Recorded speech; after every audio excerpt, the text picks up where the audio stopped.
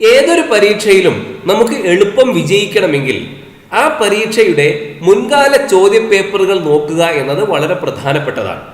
അപ്പോഴാണ് ആ പരീക്ഷയിൽ വരുന്ന ചോദ്യങ്ങളുടെ കാഠിന്യ നിലവാരം നമുക്ക് മനസ്സിലാവുക. ആ ചോദ്യങ്ങൾക്കൊക്കെ എങ്ങനെയാണ് ഉത്തരം എഴുതേണ്ടത് എന്ന് പ്ലാൻ ചെയ്യാനും നമുക്കത് ഏറെ ഉപകാരം ചെയ്യും. ഇന്ന് നമ്മൾ ചർച്ച ചെയ്യുന്നത് 2019 ഫെബ്രുവരിയിൽ നടന്ന കേടെറ്റ് കാറ്റഗറി 4ന്റെ പേപ്പർ 2 മലയാളമാണ്. എല്ലാ സുഹൃത്തുക്കൾക്കും ഈ ക്ലാസ്സിലേക്ക് സ്വാഗതം. ഫസ്റ്റ് ചോദ്യം, ഉഷ്ണരാശി കരപ്പുറത്തിന്റെ ഇതിഹാസം എന്ന നോവൽ എഴുതിയതാരാണ്? ഉഷ്ണരാശി കരപ്പുറത്തിന്റെ ഇതിഹാസം എന്ന നോവൽ എഴുതിയതാര്? N Mohanan, K V Mohankumar, O V Vijayan, Zacharia. ഇതിൽ എ എന്ന ഓപ്ഷനാണ് ശരിയായത്. എൻ മോഹനനാണ് ഉഷ്ണരാശി കരപ്പുറത്തിന്റെ ഇതിഹാസം എന്ന നോവൽ എഴുതിയത്. പി സി കുട്ടിക്കൃഷ്ണന്റെ തൂലികാനാമം എന്താണ്? സഞ്ജയൻ, വിലാസിനി, നന്ദനാർ, ഉറൂബ്. ഉറൂബിന്റെ പേരാണ് P C Kuttikrishnan. P C കുട്ടിക്കൃഷ്ണന്റെ തൂലികാനാമമാണ് ഉറൂബ്. താഴെ പറയുന്നവയിൽ സുഭാഷ് ചന്ദ്രന്റെ കൃതി ഏതാണ്? താഴെ പറയുന്നവയിൽ സുഭാഷ് ചന്ദ്രന്റെ കൃതി ഏത്? മനുഷ്യന് ഒരാമുഖം, പരൽമീൻ നീന്തുന്ന പാടം, എന്മകജെ, ആടുജീവിതം. എ ആണ് ശരിയായ ഉത്തരം. സുഭാഷ് ചന്ദ്രന്റെ കൃതിയാണ് മനുഷ്യന് ഒരാമുഖം. വാക്കുകൾ കൂട്ടിച്ചൊല്ലാൻ വയ്യാത്ത കീടാങ്ങളെ ദീർഘദർശനം ചെയ്യും ദൈവജ്ഞരല്ലോ നിങ്ങൾ. ഇത് ആരുടെ വരികളാണ്? N Kumaranasan, G Sankarakurup, Vyloppilli Sreedhara Menon, Vayalar Ramavarma. വൈലോപ്പിള്ളി ശ്രീധരമേനോനാണ് ഈ വരികൾ എഴുതിയത്. പൊൻകുരിശു തോമ ആരുടെ കഥാപാത്രമാണ്? പൊൻകുരിശു തോമ ആരുടെ കഥാപാത്രമാണ്? Vaikom Muhammad Basheer, N P Muhammad, Akbar Kakkattil, T V Kochubava. ശരിയായ ഉത്തരം വൈക്കം മുഹമ്മദ് ബഷീർ എന്നാണ്. വൈക്കം മുഹമ്മദ് ബഷീറിന്റെ കഥയിലെ കഥാപാത്രമാണ് പൊൻകുരിശു തോമ. കേരള സാഹിത്യ ചരിത്രത്തിന്റെ കർത്താവ് ആരാണ്? കേരള സാഹിത്യ ചരിത്രത്തിന്റെ കർത്താവ് ആരാണ്? R Narayana Panicker, doctor M Leelavathi, Ulloor S Parameswara Iyer, professor K M Tharakan. Kerala സാഹിത്യ ചരിത്രത്തിന്റെ കർത്താവ് ഉള്ളൂർ എസ് പരമേശ്വരയ്യരാണ്. ഉള്ളൂർ എസ് പരമേശ്വരയ്യർ. താഴെ പറയുന്നവയിൽ ദ്വിത്വസന്ധി അല്ലാത്തത് ഏത്? കാക്കക്കൂട്ടിൽ, മരപ്പൊത്തിൽ, പണിത്തരം, കറുപ്പുണ്ട്. ഈ ചോദ്യവും 70ാമത്തെ ചോദ്യവും ക്യാൻസൽ ചെയ്ത ചോദ്യങ്ങളാണ്. അഥവാ ഇവയുടെ ഉത്തരത്തിൽ ചില കുഴപ്പങ്ങൾ ഉണ്ട് എന്ന കാരണത്താൽ ഈ ചോദ്യങ്ങൾ 37ാമത്തെ ചോദ്യവും 70ാമത്തെ ചോദ്യവും ക്യാൻസൽ ചെയ്തിരിക്കുന്നു. താഴെ പറയുന്നവയിൽ ശരിയായി എഴുതിയ വാക്യം ഏതാണ്? എ, മാല മിനിക്കോ അല്ലെങ്കിൽ മാളുവിനോ കൊടുക്കണം. ബി, ഞാൻ സാധാരണയായി കാപ്പിയാണ് കുടിക്കുക പതിവ്. സി, കുട്ടികൾ സ്കൂളിൽ വരാത്തതിനു കാരണം മഴയായതുകൊണ്ടാണ്. ഡി, കലാമത്സരങ്ങളിൽ ഏകദേശം 3000 പേർ പങ്കെടുത്തു. ഇതിൽ ശരിയായ ഉത്തരം ഡി ആണ്. കലാമത്സരങ്ങളിൽ ഏകദേശം 3000 പേർ പങ്കെടുത്തു. എ നമ്മൾ നോക്കിയാൽ മാല മിനിക്കോ മാളുവിനോ കൊടുക്കണം, അല്ലെങ്കിൽ എന്ന് അവിടെ ചേർക്കേണ്ട ആവശ്യമില്ല.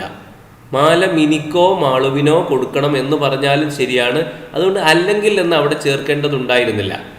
ഞാൻ സാധാരണയായി കാപ്പിയാണ് കുടിക്കുക. പിന്നെ അവിടെ പതിവ് വേണ്ടതില്ല. സാധാരണ, പതിവ് രണ്ടും ഒരേ അർത്ഥത്തിലുള്ള വാക്കാണല്ലോ. അതുകൊണ്ട് ഒന്നുകിൽ ഞാൻ കാപ്പിയാണ് കുടിക്കുക പതിവ് എന്ന് മതി, അല്ലെങ്കിൽ ഞാൻ സാധാരണയായി കാപ്പിയാണ് കുടിക്കുക, അത്ര മതി. അപ്പം സാധാരണയായി പതിവ് ഇത് രണ്ടും കൂടി ചേർന്ന് വരേണ്ടതില്ല. സി, കുട്ടികൾ സ്കൂളിൽ വരാത്തതിന് കാരണം മഴയാണ്, അങ്ങനെ മതി. അല്ലെങ്കിൽ മഴയായത് കൊണ്ടാണ് എന്ന് പറയുകയാണെങ്കിൽ കാരണം പറയേണ്ടതില്ല. കാരണം എന്ന് എഴുതണ്ട. കുട്ടികൾ സ്കൂളിൽ വരാത്തത് മഴയായത് കൊണ്ടാണ് എന്ന് പറഞ്ഞാൽ മതി. കുട്ടികൾ സ്കൂളിൽ വരാത്തതിന് കാരണം എന്ന് പറയുകയാണെങ്കിൽ മഴയാണ് എന്ന് പറഞ്ഞാൽ മതി. അപ്പോൾ ഈ 3 തെറ്റുണ്ട്. അപ്പം 4-മത്തതിലാണ് തെറ്റില്ലാത്തത്. കലാമത്സരങ്ങളിൽ ഏകദേശം 3000 പേർ പങ്കെടുത്തു. അപ്പോൾ ഡി ആണ് ശരിയായ ഉത്തരം. ഒരു തെരുവിന്റെ കഥ എന്ന കൃതി ഏതു സാഹിത്യ വിഭാഗത്തിൽ പെടുന്നു? യാത്രാ വിവരണം, ചെറുകഥ, നാടകം, നോവൽ. ഒരു തെരുവിന്റെ കഥ എന്നത് ഒരു നോവലാണ്. അതുകൊണ്ട് ഡി ആണ് ശരിയായ ഉത്തരം, നോവൽ. കുമ്മാട്ടി എന്ന കലാരൂപം കൂടുതലായി കണ്ടുവരുന്ന പ്രദേശം ഏതാണ്? കുമ്മാട്ടി എന്ന കലാരൂപം കൂടുതലായി കണ്ടുവരുന്ന പ്രദേശം എ ഉത്തര കേരളം, ബി മധ്യ കേരളം, സി തെക്കൻ കേരളം, ഡി തെക്കൻ തിരുവിതാംകൂർ. മധ്യ കേരളത്തിലാണ് കുമ്മാട്ടി എന്ന കലാരൂപം കൂടുതലായി കണ്ടുവരുന്നത്. അപ്പോൾ ബി ആണ് ശരിയായ ഉത്തരം, മധ്യ കേരളം. അടുത്ത ചോദ്യം, ആകാശ മലർവാടി തളിരും താരും ചൂടി 1000 വസന്തങ്ങൾ ഒരുമിച്ചതുപോലെ. അടിവരയിട്ട പദം ശരിയായി വിഗ്രഹിച്ചെഴുതിയത് ഏത്? അടിവരയിട്ടത് ആകാശ മലർവാടി എന്ന പദത്തിനാണ്. അത് വിഗ്രഹിച്ചെഴുതുന്നത് എങ്ങനെ എന്നാണ് ചോദ്യം. എ ആകാശവും മലർവാടിയും, ബി മലർവാടിയുടെ ആകാശം, സി ആകാശമാകുന്ന മലർവാടി, ഡി ആകാശം പോലുള്ള മലർവാടി. സി ആണ് ശരിയായ ഉത്തരം, ആകാശമാകുന്ന മലർവാടി. അതാണ് ശരിയായ ഉത്തരം. ആകാശ മലർവാടി എന്നാൽ ആകാശമാകുന്ന മലർവാടി എന്നാണ് വിഗ്രഹിച്ചെഴുതുക. പള്ളിവാളും കാൽച്ചിലമ്പും എന്ന കഥയെ ആസ്പദമാക്കി നിർമ്മിച്ച ചലച്ചിത്രം ഏതാണ്? പള്ളിവാളും കാൽച്ചിലമ്പും എന്ന കഥയെ ആസ്പദമാക്കി നിർമ്മിച്ച ചലച്ചിത്രം ഏത്? നിർമാല്യം, ചിലമ്പ്, വിധേയൻ, വാനപ്രസ്ഥം. എ ആണ് ശരിയായ ഉത്തരം, നിർമാല്യം.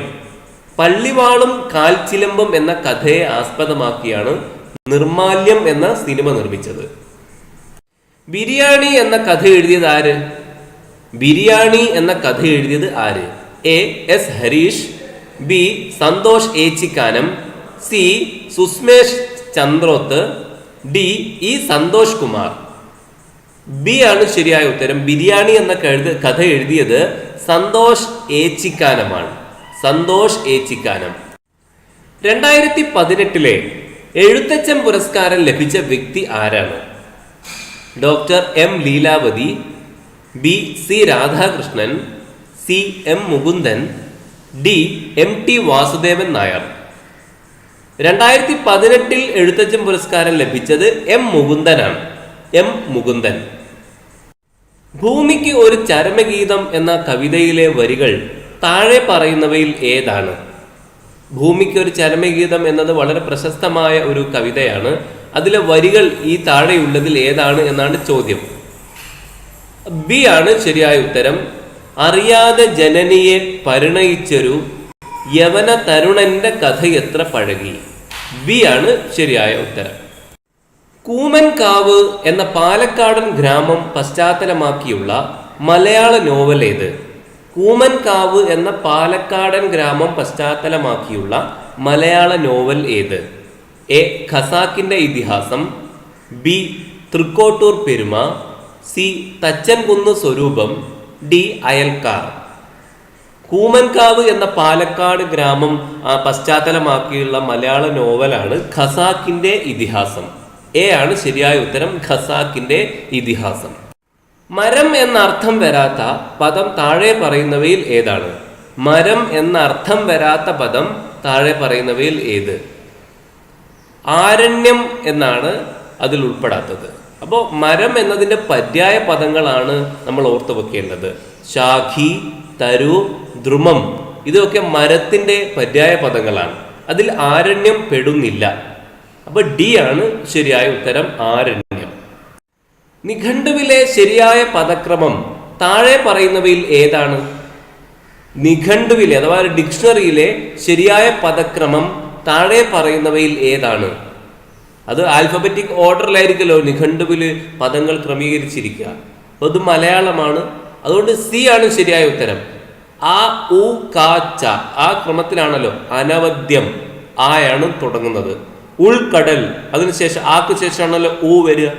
അപ്പോൾ ഉൾക്കടൽ, പിന്നെ കാന്താരം, പിന്നെ ചിരാഗ്, അങ്ങനെ തന്നെയാണ് വരേണ്ടത്. അപ്പോൾ അതാണ് ആ ഉ ക ച. അത് ആക്ക് ശേഷമാണ് ഊ, ഊവിന് ശേഷമാണ് ക, കാക്ക് ശേഷമാണ് ച. അപ്പൊ അതുകൊണ്ട് തന്നെ ഈ ക്രമത്തിലാണ് നിഘണ്ടുവിൽ ഉണ്ടാവുക. അപ്പൊ സി ആണ് ശരിയായ ഉത്തരം. അനവദ്യം, ഉൾക്കടൽ, കാന്താരം, ചിരാഗ്. അടുത്ത ചോദ്യം ഒരു കവിതയാണ്. ഓണനീലാവുമെഴുകും വാനം ചേണുറ്റ താരക കാന്തി ചിന്തി. അടിവരയിട്ട പദത്തിന് കാവ്യ സന്ദർഭത്തിലുള്ള അർത്ഥമെന്ത്? ചേണുറ്റ എന്ന വാക്കിനടിയിലാണ് വരച്ചിരിക്കുന്നത്.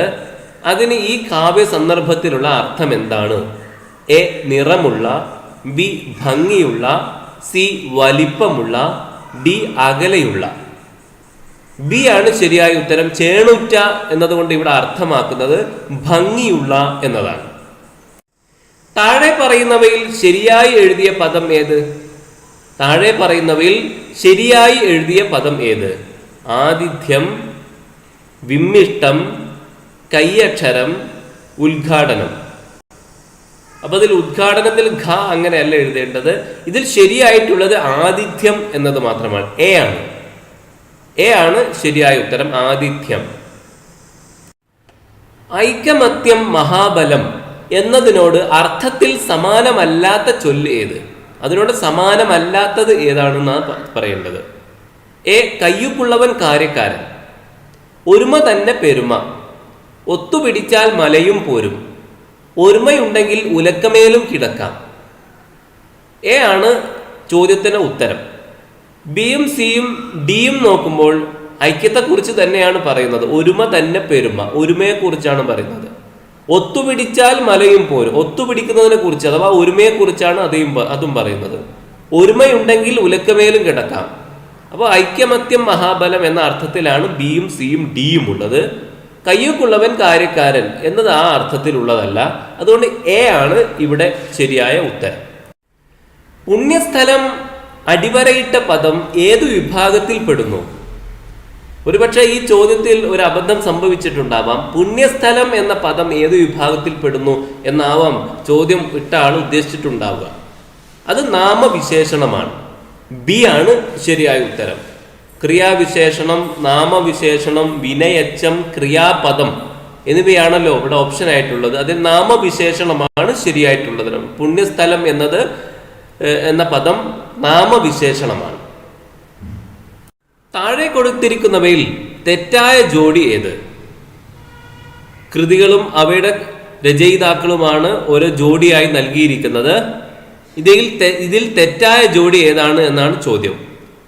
അരനാഴിക നേരം തകഴി ശിവശങ്കരപ്പിള്ള, സുന്ദരികളും സുന്ദരന്മാരും ഉറൂബ്, പൂതപ്പാട്ട് ഇടശ്ശേരി ഗോവിന്ദൻ നായർ, രണ്ടാം ഊഴം MT വാസുദേവൻ നായർ. രണ്ടാം ഊഴം MT വാസുദേവൻ നായരുടേതാണ് എന്ന് നമുക്ക് എല്ലാവർക്കും അറിയാവുന്നതാണ്. പൂതപ്പാട്ട് ഇടശ്ശേരി ഗോവിന്ദൻ നായരുടേതാണ്. സുന്ദരികളും സുന്ദരന്മാരും ഉറൂബിൻ്റെതുമാണ്. അപ്പോൾ തെറ്റായ ജോഡി എ ആണ്. അരനാഴിക നേരം തകഴി ശിവശങ്കരപ്പിള്ള. അപ്പോൾ എ ആണ് ഈ ചോദ്യത്തിന്റെ ശരിയായ ഉത്തരം. നായക്ക് സമുദ്രത്തിലെത്തിയാലും നക്കിക്കുടി എന്ന ചൊല്ല് ധ്വനിപ്പിക്കുന്നത് എന്ത്? നായക്ക് സമുദ്രത്തിലെത്തിയാലും നക്കിക്കുടി എന്ന ചൊല്ല് ധ്വനിപ്പിക്കുന്നത് എന്ത്? എ നായക്ക് എല്ലാ സ്ഥലത്തും ഒറ്റ സ്വഭാവമേ ഉള്ളൂ. ബി നായക്ക് എന്ത് നൽകിയാലും നക്കിയേ കുടിക്കൂ. സി മനുഷ്യർക്ക് എല്ലാവർക്കും ചില പൊതു സ്വഭാവങ്ങൾ ഉണ്ട്. ഡി ഒരാളുടെ അടിസ്ഥാന സ്വഭാവത്തിൽ മാറ്റം അസാധ്യമാണ്. ഡി ആണ് അതിൽ ശരിയായ ഉത്തരം. ഒരാളുടെ അടിസ്ഥാന സ്വഭാവത്തിൽ മാറ്റം അസാധ്യമാണ്. താഴെ പറയുന്നവയിൽ ശരിയായ ചിഹ്നം ചേർത്ത് എഴുതിയ വാക്യം ഏത്? ശരിയായ ചിഹ്നം ചേർത്ത് എഴുതിയ വാക്യം സി ആണ് ശരിയായ ഉത്തരം. പിന്നെ കെട്ടിയിടാതെ വിടുമോ? നിന്നെയും കെട്ടിയിടും, ടൈഗർ പറഞ്ഞു. ടൈഗറിന്റെ സംസാരം ഇൻവെർട്ടഡ് കോമയിലാണ് ഇട്ടിരിക്കുന്നത്. അതിനിടയിൽ ഒരു ചോദ്യം ഉള്ളത് കൊണ്ട് ഒരു ചോദ്യചിഹ്നവും ഇട്ടിരിക്കുന്നു. പിന്നെ കെട്ടിയിടാതെ വിടുമോ, നിന്നെയും കെട്ടിയിടും. അവിടം വരെയാണ് ആ സംസാരം ഉള്ളത്. അതുകൊണ്ട് അവിടം വരെ ഇൻവെർട്ടഡ് കോമയിൽ ഇട്ടിരിക്കുന്നു. ശേഷം ടൈഗർ പറഞ്ഞു. അപ്പൊ ഇങ്ങനെയാണ് അതിൽ ചിഹ്നങ്ങൾ ചേർത്തുകൊണ്ട് എഴുതുക. അപ്പൊ സി ആണ് ശരിയായ ഉത്തരം. കുറുന്തോട്ടിക്ക് വാദം പിടിക്കുക എന്നതിനോട് ആശയപരമായി സമാനത പുലർത്തുന്ന പ്രയോഗം ഏത്? കുറുന്തോട്ടിക്ക് വാദം പിടിക്കുക. വാദത്തിന് ചികിത്സ ആയിട്ട് ഉപയോഗിക്കുന്നതാണ് കുറുന്തോട്ടി. അപ്പൊ ആ പ്രയോഗത്തോട് യോജിക്കുന്നത് ഏതാണ്? കഥയറിയാതെ ആട്ടം കാണുക. ബി, തീക്കട്ടയെ ഉറുമ്പരിക്കുക, ചൊറികുത്തി ഇരിക്കുക, ചെണ്ട കൊട്ടിക്കുക. കുറുന്തോട്ടിക്ക് വാദം പിടിക്കുക എന്ന ആ പ്രയോഗത്തിനോട് സാമ്യതയുള്ള സമാനത പുലർത്തുന്ന പ്രയോഗം തീക്കട്ടയെ ഉറുമ്പരിക്കുക എന്നതാണ്. ബി ആണ് ശരിയായ ഉത്തരം. അടുത്തത് ഒരു കലാരൂപവുമായി ബന്ധപ്പെട്ട ചോദ്യമാണ്.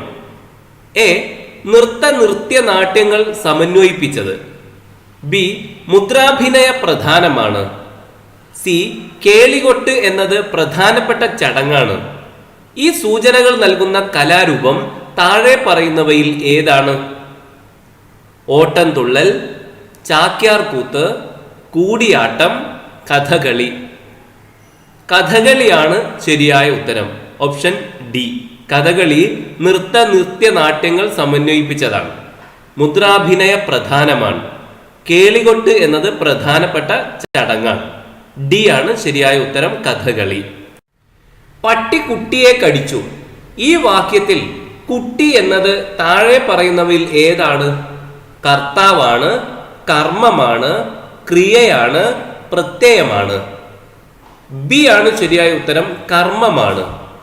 പട്ടി കുട്ടിയെ കടിച്ചു എന്നതിൽ കുട്ടി കർമ്മമാണ്. 100 വെറ്റില 100 തേച്ചോ വായാടി തത്തമ്മേ എന്ന വരി കൊണ്ട് അർത്ഥമാക്കുന്നത് എന്ത്? 100 വെറ്റില 100 തേച്ചോ വായാടി തത്തമ്മേ. എ, തത്തമ്മ മനോഹരിയാണ്. ബി, ചുവന്ന പൂക്കൾക്കിടയിലാണ് തത്തമ്മ. സി, തത്തമ്മയുടെ ചുണ്ട് ചുവന്നിട്ടാണ്. ഡി, ചുവന്ന പ്രഭാതത്തിലാണ് തത്തമ്മയുടെ ഇരിപ്പ്. ഇവിടെ സി ആണ് ശരിയായ ഉത്തരം, തത്തമ്മയുടെ ചുണ്ട് ചുവന്നിട്ടാണ്. അരിമണിയൊന്നു കൊറിക്കാനില്ല തരിവളയിട്ടു കിലുക്കാൻ മോഹം എന്ന വരികൾ മനുഷ്യന്റെ ഏത് സ്വഭാവത്തെ കുറിക്കുന്നു? അരിമണിയൊന്നു കൊറിക്കാനില്ല തരിവളയിട്ടു കിലുക്കാൻ മോഹം. ഇത് മനുഷ്യന്റെ ഏത് സ്വഭാവത്തെ കുറിക്കുന്നു? പിശുക്കിനെ, ധൈര്യത്തെ, ആഡംബര ഭ്രമത്തെ, നിസ്സഹായതയെ. അരിമണി ഒന്ന് കൊറിക്കാനില്ലെങ്കിലും തരിവളയിട്ടു കിലുക്കാനാണ് മോഹം. മനുഷ്യന്റെ ആഡംബര ഭ്രമത്തെയാണ് ഇത് സൂചിപ്പിക്കുന്നത്. സി ആണ് ശരിയായ ഉത്തരം, ആഡംബര ഭ്രമത്തെ. താഴെ കൊടുത്തിരിക്കുന്ന കവിത വായിച്ച് ചുവടെ നൽകിയിരിക്കുന്ന ചോദ്യങ്ങൾക്ക് ഉത്തരം എഴുതുക. 61 മുതൽ 65 വരെയുള്ള ചോദ്യങ്ങൾക്കാണ് ഈ കവിത വായിച്ച് ഉത്തരം എഴുതേണ്ടത്. പകൽ പോവോളവും പാടി പാടി ക്ഷീണിച്ചൊരാൺകുയിൽ ഒട്ടുനേരം വിശ്രമിച്ചു തേന്മാവിൻ ചാഞ്ഞ ചില്ലമേൽ കുറ്റിക്കാടിനിടയ്ക്കൊക്കെ കൂരിരുട്ടിന്റെ കണ്ണുപോൽ മിന്നിത്തുടങ്ങി പൊൻകാന്തി മികും മിന്നാമിനുങ്ങുകൾ കൊടും വിശപ്പാൽ വലയും കോകിലം കനിവെന്നിയെ കൊത്തിത്തിന്നാൻ ചെന്നിതൊരു കൊച്ചുമിന്നാമിനുങ്ങിനെ തന്റെ ജീവനെ രക്ഷിക്കാൻ തരം കാണാതെ മാലോടെ പക്ഷിയോടാ കീടമൊച്ച പതറിച്ചൊല്ലി ഇങ്ങനെ കായില്ല കനിയില്ല നീ കാരണം ഞാൻ മരിക്കുകിൽ നമ്മയെല്ലാം തീർത്ഥനാഥൻ കുറ്റം പൊറുക്കുമോ പാരിന്നാനന്ദമുണ്ടാക്കാൻ പാട്ടുകാരൻ ജനിച്ചു നീ വെളിച്ചമാകും പോലേകാൻ വേണ്ടി സൃഷ്ടിച്ചതെന്നെയും നിന്നെ കൊല്ലാൻ ഒരാൾ വന്നാൽ നീ വിഷാദിക്കയില്ലയോ പരസ്പരം സ്നേഹമോടെ പാർത്തിടേണ്ടവരാണു നാം താവും നാണം കലർന്നോതി തന്റെ തെറ്റോർത്തൊരാക്കുയിൽ ഉപദ്രവിക്കില്ലിനി ഞാൻ ഉള്ള നാളൊന്നിനെയുമേ. ചോദ്യം: പാരിനാനന്ദമുണ്ടാക്കാൻ പാട്ടുകാരൻ ജനിച്ചു നീ വെളിച്ചമാകും പോലേകാൻ വേണ്ടി സൃഷ്ടിച്ചിതെന്നെയും. ഈ വരികളിലൂടെ കവി ധ്വനിപ്പിക്കുന്നതെന്ത്? എ. പ്രപഞ്ചത്തിലെ ഓരോ ജീവജാലത്തിനും തൻ്റെതായ ധർമ്മം ഉണ്ട്. ബി. മിന്നാമിനുങ്ങിനും കുയിലിനും ചെയ്യാൻ കഴിയുന്നത് തീരെ ചെറിയ കാര്യങ്ങൾ മാത്രമാണ്. സി. കുയിലിൻ്റെ പാട്ടും മിന്നാമിനുങ്ങിൻ്റെ വെളിച്ചവും ദൈവത്തിന് പ്രിയങ്കരമാണ്. ഡി. പാടുകയും വെളിച്ചമേകുകയും ചെയ്യുമ്പോഴാണ് ജീവിതം അർത്ഥമാകുന്നത്. ഇതിൽ എ ആണ് ശരിയായ ഉത്തരം. ഈ വരികളിലൂടെ കവി ധ്വനിപ്പിക്കുന്നത് പ്രപഞ്ചത്തിലെ ഓരോ ജീവജാലത്തിനും തൻ്റെതായ ധർമ്മം ഉണ്ട് എന്നാണ്. അപ്പോൾ എ ആണ് ശരിയായ ഓപ്ഷൻ. ഉപദ്രവിക്കില്ലിനി ഞാൻ ഉള്ള നാളൊന്നിനെയുമേ എന്ന തീരുമാനത്തിൽ കുയിൽ എത്തിച്ചേർന്ന് എന്തുകൊണ്ടാണ്? ഇനി ഞാൻ ഒരിക്കലും ഒന്നിനെയും ഉപദ്രവിക്കുകയില്ല എന്ന് കുയിൽ തീരുമാനിച്ചത് എന്തുകൊണ്ടാണ് എന്നാണ്. മിന്നാമിനുങ്ങിനെ ഭയന്ന്, വിശപ്പ് കെട്ടതുകൊണ്ട്, തൻ്റെ തെറ്റ് തിരിച്ചറിഞ്ഞത് കൊണ്ട്, തൻ്റെ ശക്തി ക്ഷയിച്ചതുകൊണ്ട്. മിന്നാമിനുങ്ങിനെ ഭയന്നത് കൊണ്ടല്ല, വിശപ്പ് കെട്ടതുകൊണ്ടുമല്ല, അവൻ്റെ ശക്തി ക്ഷയിച്ചത് കൊണ്ടുമല്ല, തൻ്റെ തെറ്റ് തിരിച്ചറിഞ്ഞത് കൊണ്ടാണ്. അപ്പൊ സി ആണ് ശരിയായ ഉത്തരം. മാലി എന്ന പദത്തിന് കവിതയിലെ അർത്ഥം എന്ത്? നമ്മൾ വായിച്ച കവിതയിൽ മാല് എന്ന ഒരു പദമുണ്ട്. അത് ഉൾപ്പെട്ട വരികളാണ് ഈ സൈഡിൽ കൊടുത്തിരിക്കുന്ന ആ കവിതയിലെ വരികളാണ്. തൻ്റെ ജീവനെ രക്ഷിക്കാൻ തരം കാണാതെ മാലൊടെ പക്ഷിയോടാ കീടമൊച്ച പതറി ചൊല്ലി ഇങ്ങനെ. അപ്പൊ മാലൊടെ എന്ന് രണ്ടാമത്തെ വരിയിലെ അവസാനത്തിൽ കാണാമല്ലോ. ഈ മാല് എന്നതിന്റെ അർത്ഥം എന്താണ്? ദുഃഖം എന്നാണ് അതിന്റെ അർത്ഥം. ബി ആണ് ശരിയായ ഓപ്ഷൻ. തൻ്റെ ജീവൻ രക്ഷിക്കാൻ തരം കാണാതെ ദുഃഖത്തോടെ പക്ഷിയോട് ആ കീടം ഒച്ച പതറിയിട്ട് ഇങ്ങനെ പറഞ്ഞു എന്നാണ്. അപ്പോൾ മാലി എന്നുള്ളത് ദുഃഖം എന്നാണ് അർത്ഥം. ബി ആണ് ശരിയായ ഉത്തരം. ഈ കവിത നൽകുന്ന സന്ദേശം എന്താണ്? എ. ഓരോരുത്തരും ലോകത്തിന് സേവനങ്ങൾ നൽകണം. ബി. തൻ്റെ വിശപ്പകറ്റുവാൻ എന്തിനേയും കൊല്ലാൻ പ്രകൃതി നമുക്ക് അനുവാദം നൽകുന്നുണ്ട്. സി. പരസ്പരം സ്നേഹത്തോടെ വർത്തിക്കേണ്ടവരാണ് പ്രകൃതിയിലെ ചരാചരങ്ങളെല്ലാം. ഡി. എല്ലാ ജീവിജാലങ്ങളും ജനിച്ചാൽ ഒരിക്കൽ മരിക്കണം. സി ആണ് ശരിയായ ഓപ്ഷൻ. പരസ്പരം സ്നേഹത്തോടെ വർത്തിക്കേണ്ടവരാണ് പ്രകൃതിയിലെ ചരാചരങ്ങളെല്ലാം. സി ആണ് ശരിയായ ഉത്തരം. നാഥൻ കുയിലിന്റെ കുറ്റം പൊറുക്കുകയില്ലെന്ന് മിന്നാമിനുങ്ങ് പറയുന്നത് എന്തുകൊണ്ടാണ്? നാഥൻ കുയിലിന്റെ കുറ്റം പൊറുക്കുകയില്ലെന്ന് മിന്നാമിനുങ്ങ് പറയുന്നത് എന്തുകൊണ്ടാണ്? എ. മിന്നാമിനുങ്ങിനെ തിന്നാൽ ലോകത്തിന് വെളിച്ചം കാട്ടാൻ ആരും ഉണ്ടാകില്ല എന്നതുകൊണ്ട്. ബി. മിന്നാമിനുങ്ങിന്റെ മരണത്തിന് കുയിൽ കാരണക്കാരനാവുന്നത് കൊണ്ട്. സി. കുയിലിന്റെ വംശം ക്രൂരതയ്ക്ക് പണ്ടേ കേൾവി കേട്ടവരായതുകൊണ്ട്. ഡി. കുയിലിന് ഒട്ടും കുറ്റബോധം തോന്നാത്തത് കൊണ്ട്. ബി ആണ് ശരിയായ ഉത്തരം. മിന്നാമിനുങ്ങിന്റെ മരണത്തിന് കുയിൽ കാരണക്കാരനാവുന്നത് കൊണ്ട്. ബി ആണ് ശരിയായ ഉത്തരം. താഴെ കൊടുത്തിരിക്കുന്ന ഗദ്യഭാഗം വായിച്ച് ചുവടെ നൽകിയിരിക്കുന്ന ചോദ്യങ്ങൾക്ക് ഉത്തരം എഴുതുക. 66 മുതൽ 70 വരെയുള്ള ചോദ്യങ്ങൾക്കാണ് ഈ ഗദ്യഭാഗം വായിച്ചിട്ട് ഉത്തരം എഴുതേണ്ടത്. അക്ഷരവിദ്യ എന്നത് പലതരം വിദ്യകളിൽ ഒന്ന് എന്നല്ലാതെ അത് മാത്രമാണ് വിദ്യാഭ്യാസമെന്ന് പ്രാചീന കാലത്ത് ആരും കരുതിയിരുന്നില്ല. ആശാരിപ്പണിയും കൊല്ലപ്പണിയുമെല്ലാം അക്ഷരവിദ്യകൾ പോലുള്ള വിദ്യകൾ തന്നെ. അവയ്ക്ക് പ്രത്യേകം ഗുരുകുലങ്ങളുടെ ആവശ്യമില്ലായിരുന്നു എന്ന് മാത്രം. കോബറ്റ് തുടങ്ങിയ പാശ്ചാത്യരും ഓരോ തൊഴിലിനെയും ഓരോ വിദ്യയായി തന്നെ ഗണിച്ചിരുന്നതായി കാണാനുണ്ട്. കൃഷിക്കാരന് കൃഷിപ്പണി ശരിയായി അറിയാമെങ്കിൽ അവന് ചരിത്രമോ കണക്കോ മറ്റോ പഠിക്കാത്തത് കൊണ്ട് മാത്രം വിദ്യാഭ്യാസം ഇല്ലാത്തവനാകുകയില്ലെന്ന് കോബറ്റ് അഭിപ്രായപ്പെടുന്നു. എല്ലാവരും അക്ഷരവിദ്യ മാത്രം അങ്ങേയറ്റം വരെ തുടരാൻ ശ്രമിക്കുന്നത് സമഷ്ടിയുടെയോ വ്യഷ്ടിയുടെയോ ജീവിതത്തിന് പറ്റിയതല്ലെന്ന് പണ്ടത്തെ പോലെ ഇന്നും അംഗീകരിച്ചു വരുന്നുണ്ട്. ഇതിന് ഒരു ഉദാഹരണമാണ് ഇന്നത്തെ തൊഴിൽപരമായ വിദ്യാഭ്യാസം എന്ന് പറയേണ്ടതില്ലല്ലോ. തൊഴിൽ പഠനത്തിന് പ്രത്യേക ഗുരുകുലങ്ങൾ ഇല്ലാതിരുന്നത് എന്തുകൊണ്ടാവാം? അവ വിദ്യ അല്ലാത്തത് കൊണ്ട്, അവ ജീവിതത്തിന്റെ ഭാഗമായി നേടുന്നത് കൊണ്ട്, അവയിൽ പഠിക്കാനായി ഒന്നും ഇല്ലാത്തത് കൊണ്ട്, ഗുരുകുല സമ്പ്രദായം മോശമായതുകൊണ്ട്. ഗുരുകുല സമ്പ്രദായം മോശമായത് കൊണ്ടല്ല തൊഴിൽ പഠനത്തിന് പ്രത്യേക ഗുരുകുലങ്ങൾ ഇല്ലാതിരുന്നത്. അവയിൽ പഠിക്കാനായി ഒന്നുമില്ലാത്തത് കൊണ്ടുമായിരുന്നില്ല. അവ വിദ്യ അല്ലാത്തത് കൊണ്ടുമല്ല. അവ ജീവിതത്തിന്റെ ഭാഗമായി നേടുന്നത് കൊണ്ടാണ്. അപ്പൊ ബി ആണ് ശരിയായ ഉത്തരം. അവ ജീവിതത്തിന്റെ ഭാഗമായി നേടുന്നത് കൊണ്ടാണ് തൊഴിൽ പഠനത്തിന് പ്രത്യേക ഗുരുകുലങ്ങൾ ഇല്ലാതിരുന്നത്. ബി ആണ് ശരിയായ ഓപ്ഷൻ. വിദ്യയെക്കുറിച്ചുള്ള പ്രാചീന സങ്കല്പം എന്തായിരുന്നു? എ. അക്ഷരവിദ്യ മാത്രമായിരുന്നു വിദ്യാഭ്യാസം. ബി. അക്ഷരവിദ്യ അക്കാലത്ത് ഇല്ലായിരുന്നു. സി. എല്ലാ തൊഴിലുകളും വിദ്യയായി പരിഗണിച്ചിരുന്നു. ഡി. തൊഴിലിനെ വിദ്യയായി പരിഗണിച്ചിരുന്നില്ല.